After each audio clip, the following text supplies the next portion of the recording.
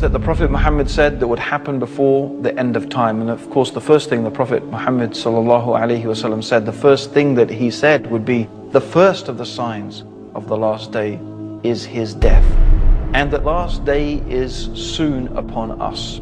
And that's what the Prophet said then 1,400 years ago. How close must it be now? Let's look at some of the things the Prophet Muhammad, may Allah's peace and blessings be upon him, said in various narrations. First of all, the Prophet Muhammad mentioned that amongst the signs of the last day is that you would see the barefooted Bedouins compete with each other in building tall buildings. This is remarkable, because I invite anybody to look and go and visit Dubai, Abu Dhabi, Saudi Arabia, Bahrain. These are places where 60 years ago, I remember when I was in Kenya and they were complaining how there was no more money coming from Saudi Arabia after 9/11 and so on and so forth.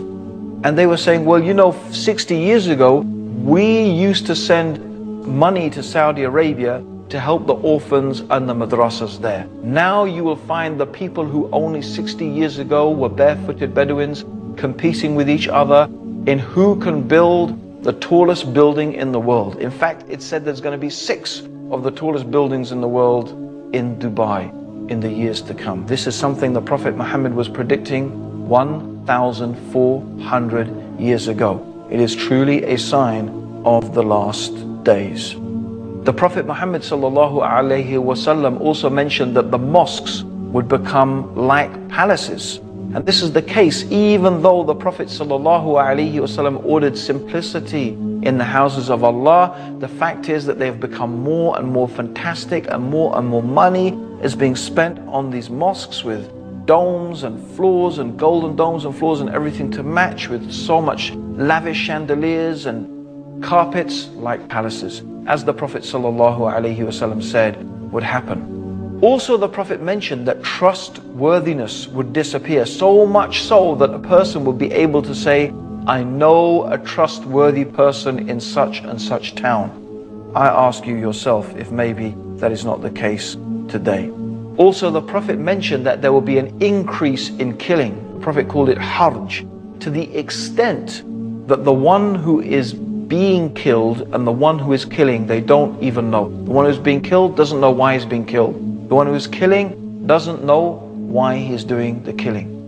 I think this is describing the condition of some cities today, where kids are shooting people. The person has no idea why he was shot. In fact, people are being shot merely just to prove themselves or for any type of madness that you can imagine. Not even to mention the massacres of so many people that is taking place due to terrorism, whether it is the terrorism of countries or the terrorism of organizations or individuals. We shouldn't really make a difference. It's all terror. When women and children and innocents get killed, it's terror by the hands of whoever it is. People do not know why they're killing or why they're being killed, to it is such an extent that it is unimaginable, just as the Prophet Muhammad predicted 1,400 years ago.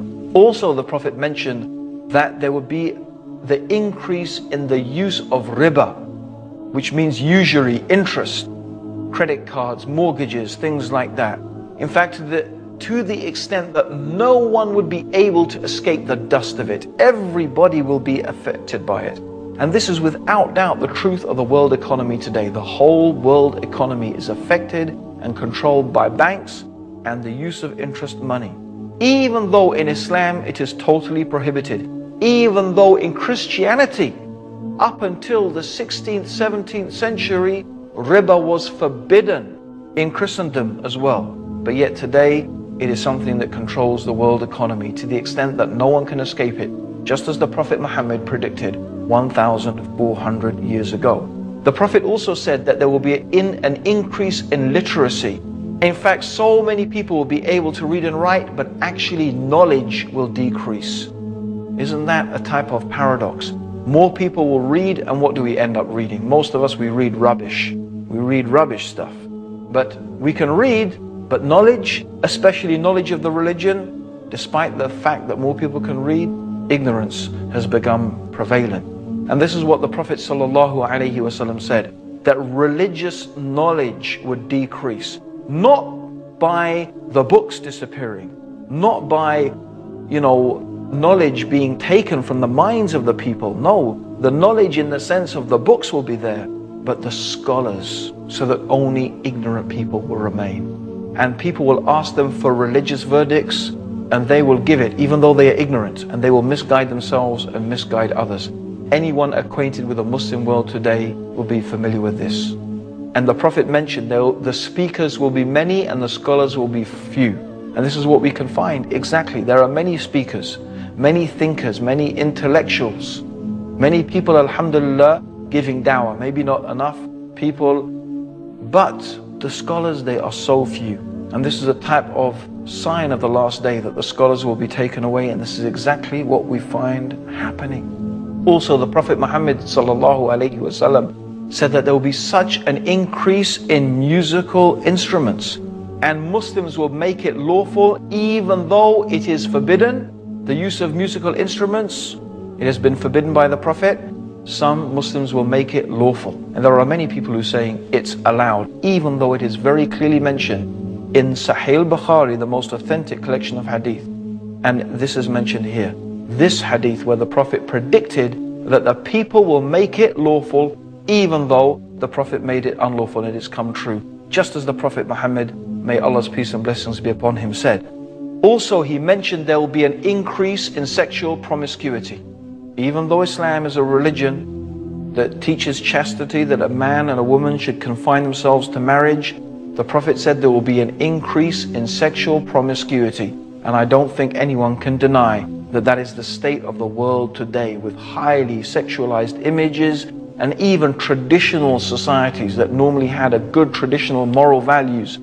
For example, like India. Even in India, for example, promiscuity is becoming more and more common, hardly than it ever was before. Even in Muslim countries, where the whole idea of sexual promiscuity is so against the teachings of Islam, it is unfortunately becoming more and more common. And the Prophet Muhammad said that because of this, diseases would appear that people had never heard of before.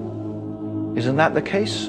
AIDS, for example, diseases that people had never heard of before will arise due to sexual promiscuity. And this has taken place just as the Prophet Muhammad predicted, sallallahu alaihi wasallam. He mentioned that women will be naked although they are dressed.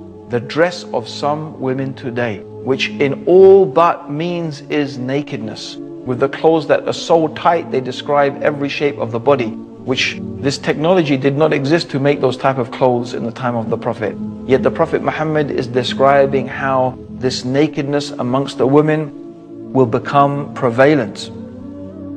And also the Prophet mentioned that there will be shouting in the mosques, something that is prohibited in Islam, and it's something that I have witnessed myself. And also the Prophet said the worst and the most ignorant people will become the leaders. And really, I have to say, if we look at some of the world leaders today, even of some of the superpowers, it seems as if what the Prophet said about the worst and most ignorant people becoming leaders seems to have taken place, exactly as the Prophet Muhammad said. Also, he mentioned that a man will obey his wife and disobey his mother, something really contrary to the teachings of Islam. He will rather listen to his friends than listen to his father. And this is something that we find happening in the Muslim world, even though this is so against the teachings of Islam. Men will wear gold and silk and they will make it lawful, even though the Prophet has made it unlawful. People will abandon the religion of Islam for a small worldly gain. And keeping onto the religion will be like holding two hot coals. I am mentioning all of these things, and there are many, many more things that the Prophet Muhammad ﷺ mentioned. But these are some of the small signs concerning the events that will take place before the last day. And as we can see, these things that I have gone through, almost without exception, they have come true in a way that is so clear and so obvious and so apparent.